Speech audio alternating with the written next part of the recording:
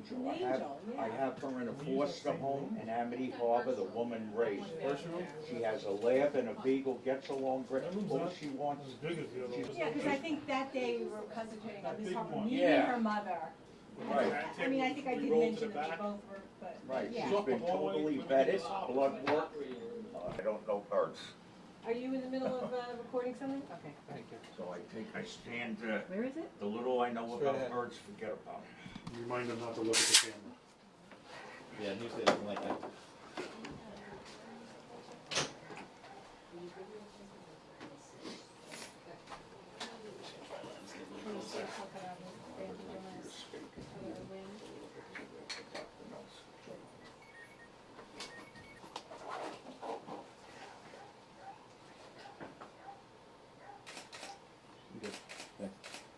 Oh.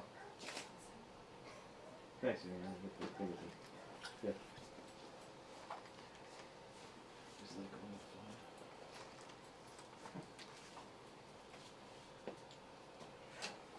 Yeah, let's do it.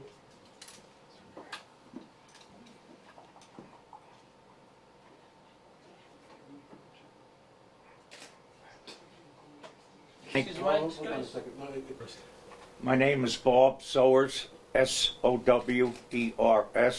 I'm a detective with the Nassau County SPCA. I want to thank everybody for taking the time out to come. We received a phone call Sunday night at approximately 7:30, 7:35 about a bird having been shot in Hewlett Bay Park. Fortunately, a couple of my members live in the area. They responded, and they ended up observing the injured, which turns out to be a yellow-crowned night heron, and saw that the bird needed medical care. They put it in a vehicle, and it was Sunday night. Your normal vets are not open. Fortunately, they were aware of Central Veterinary and Associates that's located on Merrick Road and Valley Stream, and the bird was transported there, where he, I believe it's a he.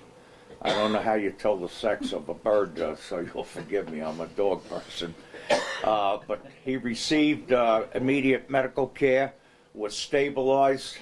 I spoke to the doctor that was on duty that night. They said they would keep the bird stable, and that the next morning when the surgeon came in, they would operate on the bird. The operation took place Monday. A pellet was removed. I believe 1.77 caliber would be the approximate size of it.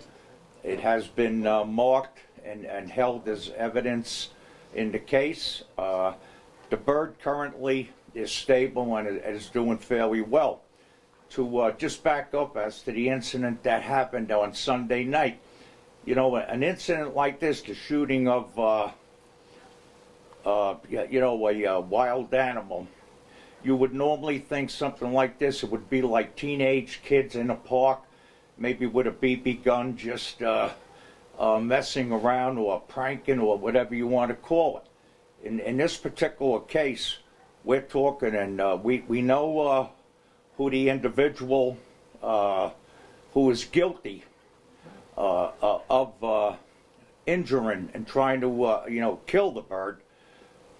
And we're talking about a fairly adult male who lives in an extremely affluent neighborhood that honestly I couldn't even afford to live in.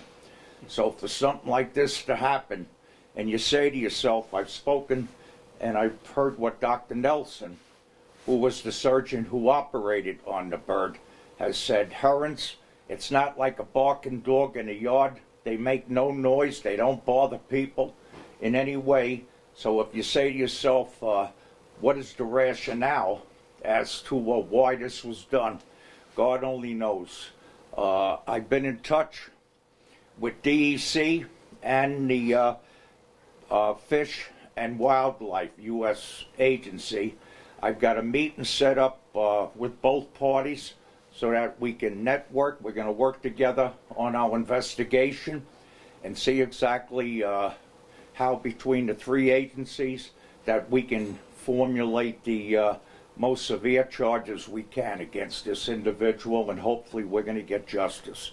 You know, with that, I'd like to introduce Dr. Nelson, who was the surgeon who... His name is Greg, last name is Nelson. I'm the head of surgery here. I'm one of the staff veterinarians at Central Veterinary Associates. Just, Kind of walk us through when you got the bird. okay. Basically, I was notified about the bird on a Sunday evening. Our clinical staff had stabilized the bird, cared for his needs, began a protocol of antibiotics, and addressed his open wounds. I was asked to look at him this morning, Monday morning, and pretty much one or more bullet wounds were in this bird, including his right thigh, his left chest wall, as well as a penetrating wound into the wing, where we found the pellet lodged.